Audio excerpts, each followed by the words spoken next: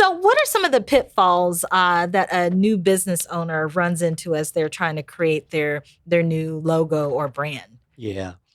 The way that you just phrased that, I think it really is telling. And I'm gonna kind of go back here for just a second because we've used the word logo a great deal throughout this conversation.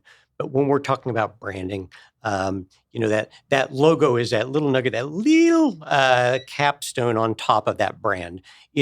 When we talk about branding that we do, and especially for entrepreneurs and people starting up a business. Um, that brand is so much more. It's all the touch points. It is the individuals that work for that company. It is the tone of voice that you read when you're reading through their website. And we develop websites and the social interfaces for companies as well, so that it is consistent with all the visual material, and that could be. Not just the logo, but all the visual vocabulary. So the typography and the colors and the textures and Hmm. the patterns and the materials that they use and the type of photography and the type of illustration, all these things come together so that you've got that what's often referred to as kind of brand DNA that you can draw upon, so that your fleet graphics and your signage and all the components that visually represent you as well as orally represent you have that level of consistency. So when we start talking to new companies, we first have to explain that what we really do is that we create clarity. We do that, and we create consistency. And it is one of those things where, as consumers, we make huge assumptions. Now, just to kind of throw this out there, I have no idea what recent purchase Dawn has made, but I'm willing to bet that Dawn has relied on some assumptions here and there. And and we all do this. And assumptions isn't a bad word, but we have to be able to kind of craft those assumptions that people make.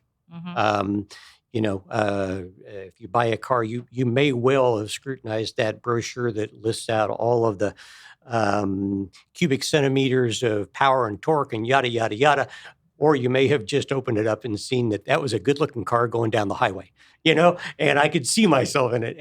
And we make a lot of assumptions about how well that car is going to run, or what kind of warranty it's going to come with. We don't know sometimes, and when you start talking about branding, you're talking about having to craft those assumptions that people make about that institution. So when they look at your business card and it relates to the truck that you drove up because you're giving a painting estimate on their house, and the neatness of what you appear like, and that quote that you give them, and the little website you go to, if all those things kind of hang together, or do they kind of look like they were run off over at the FedEx duplicating store, and that maybe the truck kind of looks like the website, but it also kind of looks like something that maybe her husband put together that, was kind of on a side gig or something, all of these are going to allow us to make assumptions about, the kind of job that we're going to get from either of those individuals.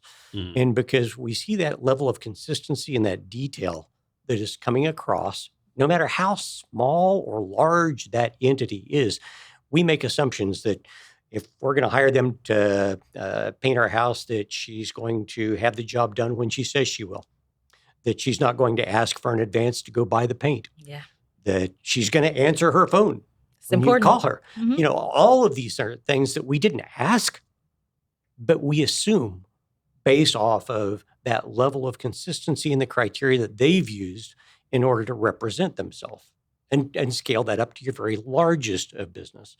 So when someone comes to us and talks to us about opening up a business or starting a business, you know, um, cash is always king. It's, you've only got so much of it when you're going into a business.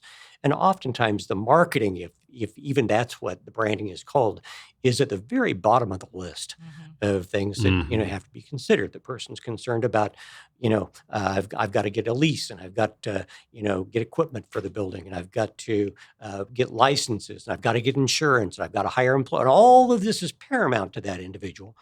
But oftentimes that thought of what is going to be the delivery device that is going to build those assumptions, that is going to help the public know about that entity, that business, whatever it is, are totally forgotten about.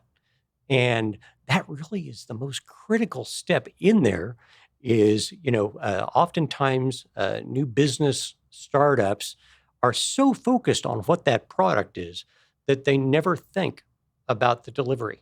How, Wow. how, Yeah. do, how do you get that into the hands? And, and how does that person make that selection of you over somebody else? And it's also the sign of many a failure is that they may have a fabulous product. It may be a great idea, but because you don't get yourself into that pool of considerations, you're never considered. Yeah. And it, doesn't speak poorly of your product, doesn't speak poorly of your service.